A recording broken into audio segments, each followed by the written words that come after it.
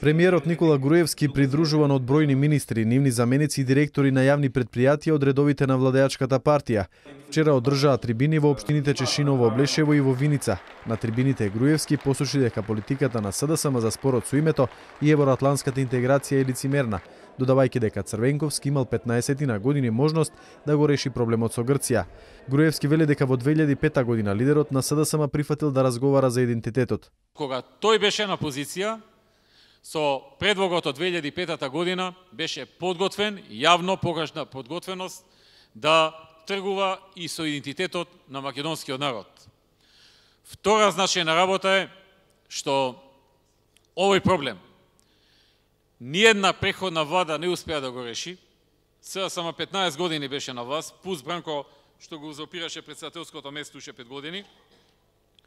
А денеска целата вина за тоа ја товарат само новаа влада на ВМРО-ДПМН.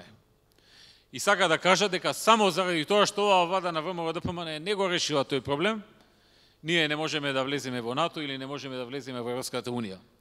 Еве јас јавно да ги прашам, што чекаа 15 години и не го решија овој проблем?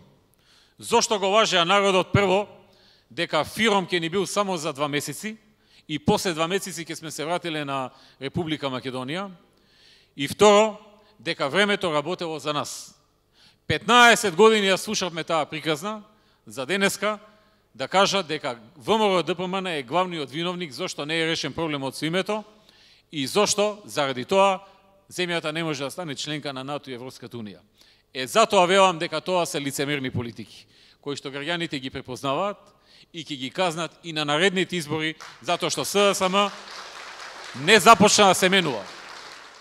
Груевски истакна дека спорот со името е единствена пречка на патот кон Европската унија и НАТО, додавајќи дека при евентуално решавање на спорот, граѓаните ќе се изјаснат на референдум. Премиерот и лидер на ВМРО-ДПМН истакна дека од 2006 година па наваму значително се намалени даноците и невработеноста, а се зголемуваат странските инвестиции и капиталните проекти како патишта, училишта, болници и други објекти.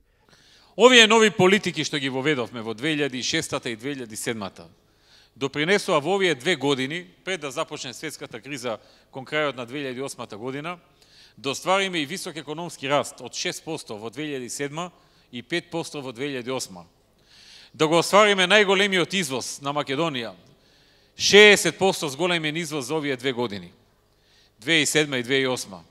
И да оствариме најмногу странски инвестиции споредено со било која година пред тоа, 507 милиони евра во 2007 и 430 милиони евра во 2008 година. Невработеноста кога дојдовме беше над 38%, 38,7%, значи скоро 39%. За 2 години ја спуштивме некаде под 32%. Вкупната вредност на странските инвестиции за последните 5 години е околу 1,5 милиарди евра. Груевски на трибините во Чешиново, Блешево и во Виница истакна дека за оваа година се одвоени 130 милиони евра за субвенционирање на земјоделството, а во здравството се вложуваат 100 милиони евра за медицинска опрема и дополнителни 100 милиони за реконструкција и изградба на болници.